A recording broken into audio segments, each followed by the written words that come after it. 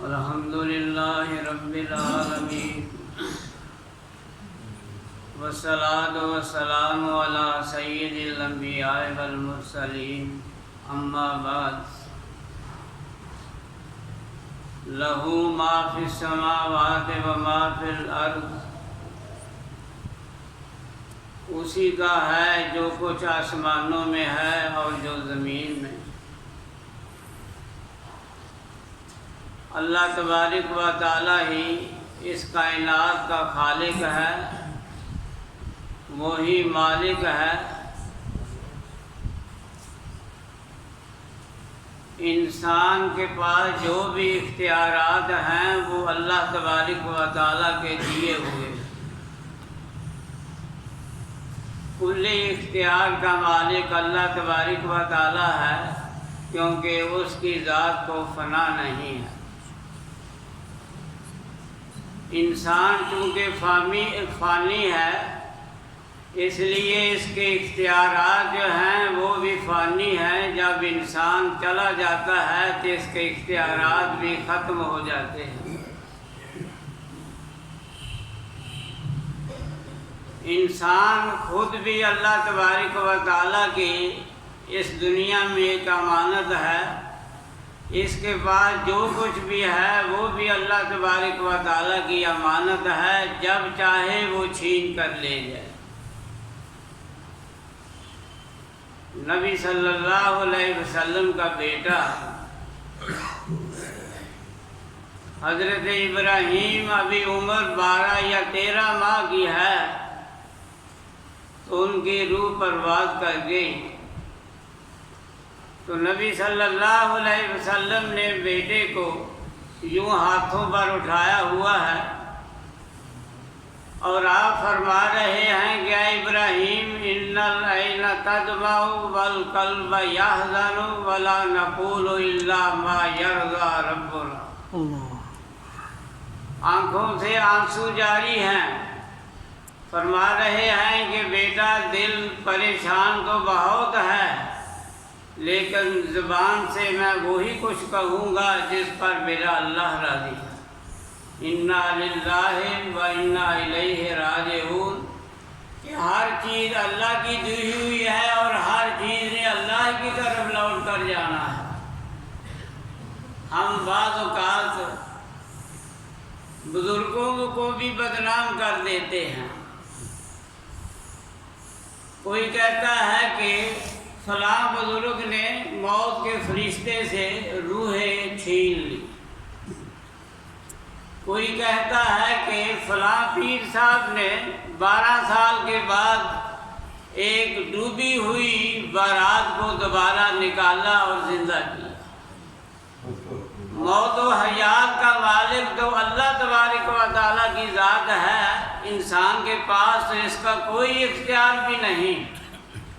اگر کوئی اختیار ہوتا تو سب تو زیادہ مقتدر ہستی وہ ہے محمد رسول اللہ صلی اللہ علیہ وسلم، لیکن آپ کے ہاتھ مبارک میں بیٹا رخصت ہو گیا ہے، آپ اس کی روح کو واپس نہیں لا سکتے۔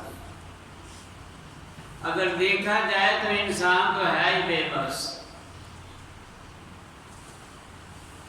آدمی فوت ہو جاتا ہے، وہ چھوٹا آدمی ہو یا بڑا ہو، کوئی ولی ہو، کوئی غوث ہو، کوئی قطب ہو، کوئی بھی فوت ہو جائے،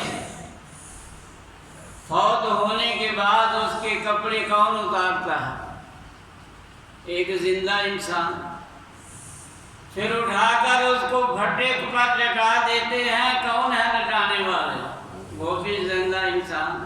یہ قطب، یہ غوث بے بس ہے، اس کے بعد طہارت کی جا رہی ہے اس ہستی کی، وہ خود طہارت بھی نہیں اپنی کر سکتا۔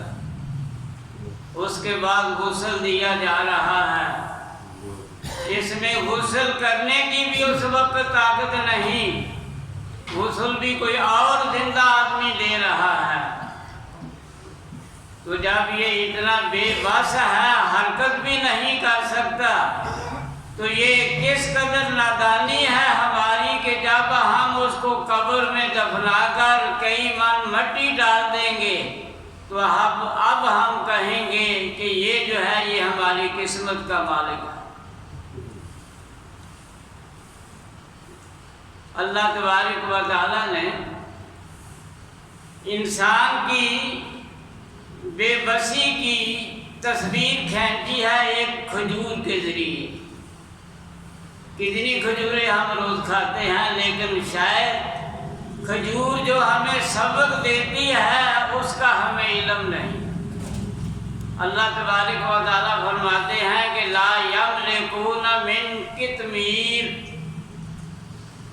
کہ جن کو تم اپنا دیوتا سمجھتے ہو، مشکل کشا حاجت روا سمجھتے ہو، وہ تو قطمیر کے بھی مالک نہیں ہیں۔ یہ قطمیر کیا ہے؟ کھجور کے اندر جو گٹھلی ہے، گٹھلی کے ارد گرد ایک سفید رنگ کی جلی پردہ ہوتا ہے، اس کو قطمیر کہتے ہیں۔ تو اللہ تبارک و تعالیٰ نے دراصل کھجور کے ذریعے انسان کو قبر یاد کروائی ہے۔ یوں سمجھے کہ کھجور جو ہے وہ قبر ہے، اس کے اندر جو گٹھلی ہے وہ میت ہے، اور میت کے اس کھجور کی گٹھلی کے اوپر جو جلی ہے سفید رنگ کی وہ کفن ہے۔ فرمایا کہ یہ انسان تو اپنے کفن کا مالک بھی نہیں، جب یہ کفن کا مالک بھی نہیں، یہ تمہارا دیوتا کیسے بن سکتا ہے؟ یہ تمہارا مشکل کشا حاجت روا یہ کیسے بن سکتا ہے؟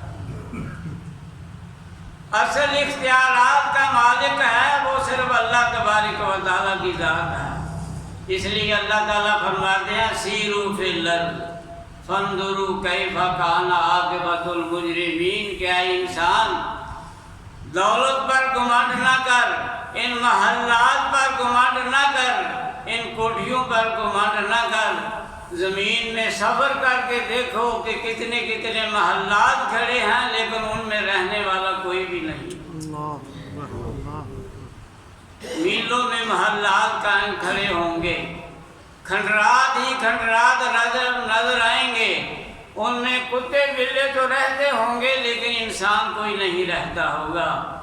انسان پیسے آتے ہیں تو اپنی طاقت کے مطابق بعض اوقات طاقت سے بھی بڑھ کر اپنے مکانات بناتا ہے۔ جب مکان مکمل ہو جاتا ہے تو ایسا بھی حادثہ ہوتا ہے کہ اسے مکان میں ایک رات بسر کرنے کی بھی مہلت نہیں ملتی۔ تو جب انسان اس قدر بے بس ہے تو پھر انسان جو ہے وہ نبی ہو یا قطب ہو یا ولی ہو وہ الہ نہیں بن سکتا۔ الہ وہی ہے کہ لہو ما فی السماوات و ما فی الارض، جو زمین و آسمان کا خالق بھی ہے، مالک بھی ہے اور اس کا پیدا کرنے والا بھی ہے۔ وہی خالق ہے، وہی الہ ہے، وہی عبادت کے لائق ہے۔